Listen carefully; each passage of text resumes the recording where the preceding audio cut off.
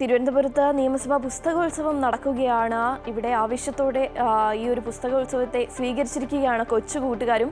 അക്ഷരവെളിച്ചം തേടുന്ന കൂട്ടുകാരുടെ വിശേഷങ്ങൾ കാണാമേ.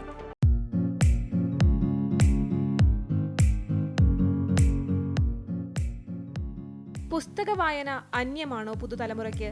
വായന മരിച്ചെന്ന് ചിലർ, പുസ്തകങ്ങൾ വായിച്ചിട്ട് ഏറെ കാലമായെന്ന് ചിലർ.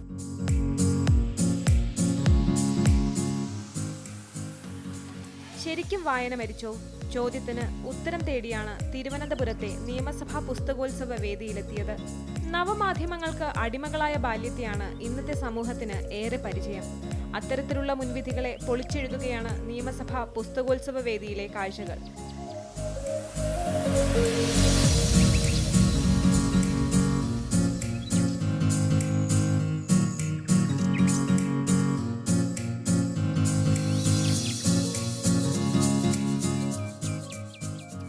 വായനയുടെ ലോകം ഒരുപാട് ഇഷ്ടപ്പെടുന്ന അനേകം കുഞ്ഞുങ്ങളെ നമുക്ക് അക്ഷരോത്സവ വേദിയിൽ കാണാൻ സാധിക്കും. മാതാപിതാക്കളുടെ നിർബന്ധത്തോടെ കടന്നു വന്നവരല്ല ഇവർ. പുസ്തകങ്ങളുടെ ലോകത്തേക്ക് സ്വയം എത്തിയവരാണ്.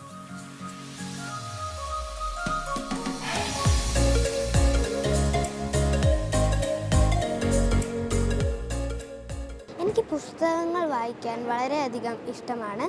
എനിക്ക് ഏറ്റവും ഇഷ്ടപ്പെട്ട പുസ്തകം ചന്ദ്രയാൻ്റെ ജൈത്രയാത്രകളാണ്. ഇതിൽ ചന്ദ്രയാൻ്റെ ക്രൂ മൊഡ്യൂളിനെക്കുറിച്ചും ലാൻഡറെക്കുറിച്ചും റോവറെക്കുറിച്ചും അനവധി കാര്യങ്ങൾ പറയുന്നുണ്ട്. പുതുതലമുറ നവമാധ്യമങ്ങളുടെ ലോകത്തേക്ക് ചേക്കേറിയിട്ടില്ലേ എന്ന ചോദ്യത്തിന് വ്യക്തമായ മറുപടിയുണ്ട് ഇവർക്ക്. മൊബൈൽ ഫോണിൻ്റെ യൂസ് ഒരിക്കലും ഒരു തെറ്റാണെന്ന് പറയുന്നില്ല. കാരണം നമ്മളിപ്പോൾ ഈ ഒരു പുസ്തക മേളയിൽ വരുമ്പോൾ തന്നെ നമുക്ക് അനേകം പുസ്തകങ്ങൾ കിട്ടും. ഒരു മാർക്കറ്റിൽ പോകുമ്പോൾ അതിൻ്റേതായ നല്ല കാര്യങ്ങളും കാണും, അവിടെ ഒരു ചീത്ത കാര്യങ്ങളും കാണും. നമ്മുടെ ചിന്തകളാണ്, ഓരോരുത്തരെയും പെർസ്പെക്റ്റീവ്സ് ആണ് നമ്മളെ ഡിഫർ ചെയ്യുന്നത്. ഒരു കുട്ടി ഒരു ഫോൺ എടുത്ത് വെക്കുന്നു, കുറച്ച് കൂടുതൽ നേരം കാണുന്നു എന്ന് പറയുമ്പോൾ അവർ തെറ്റ് ചെയ്യുന്നു എന്ന് നമുക്ക് പറയാൻ പറ്റത്തില്ല. സമൂഹത്തെപ്പറ്റിയും ജീവിതത്തെപ്പറ്റിയും വ്യക്തമായ ധാരണയുമുണ്ട്. പുസ്തകങ്ങൾ വായിക്കുക മാത്രമല്ല, അവയിലെ കഥാപാത്രങ്ങൾ പകരുന്ന നല്ല പാഠങ്ങൾ ഉൾക്കൊള്ളുന്നുമുണ്ട് ഈ കൊച്ചുമിടുക്കർ. ബുക്സ് വായിക്കുമ്പോൾ നമുക്ക് വേറൊരു ലോകത്താണ്. കാരണം നമ്മൾ ആ കഥാപാത്രമായി മാറിക്കഴിഞ്ഞു. അല്ലെങ്കിലും അക്ഷരങ്ങൾ എങ്ങനെ മരിക്കാനാണ്? അവ ഇങ്ങനെ കാലാതീതമായി തലമുറകളിലേക്ക് കൈമാറ്റം ചെയ്യപ്പെട്ടുകൊണ്ടേയിരിക്കും. വായനയെ സ്നേഹിക്കുന്ന കുഞ്ഞുങ്ങൾക്ക് മുൻപിൽ അക്ഷരാകാശം തുറന്നു വയ്ക്കുകയാണ് നിയമസഭാ പുസ്തകോത്സവം.